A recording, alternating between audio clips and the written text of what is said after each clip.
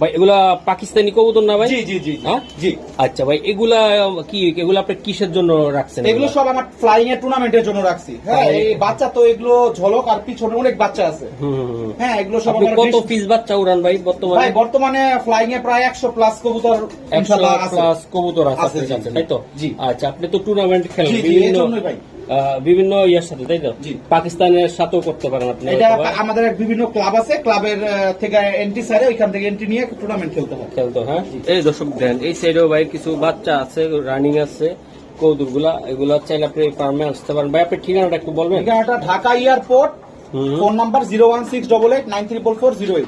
আচ্ছা, ভাইয়ের নামটা? রাফসান। রাফসান ভাই। তো শুধু পাকিস্তানি কবুতর? জি, জি, জি। শুধু, যেমন এই এক জোড়া বাচ্চা আছে, এটা কি বাচ্চা ভাই এগুলা? এগুলো 35 এর বাচ্চা। 35 এর বাচ্চা এটা, হ্যাঁ। 35 আছে, এখানে টেডির বাচ্চা আছে। আচ্ছা আচ্ছা, এগুলো ব্রিডিং ঘর তো খালি ভাই, সব কবুতর রেস্টে এখন। এখন রেস্টে আছে, জি। ভাই।